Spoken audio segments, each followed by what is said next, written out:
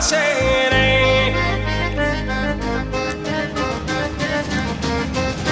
લોખંડ પાથી પીરજી પધારા છે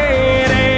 ને જાલ બાન ગુગળના ધૂપ થાય ને જાલ બાન ગુગળના ધૂપ થાય નાથ રે નકલંગી જ્યોતના સ્વરૂપથી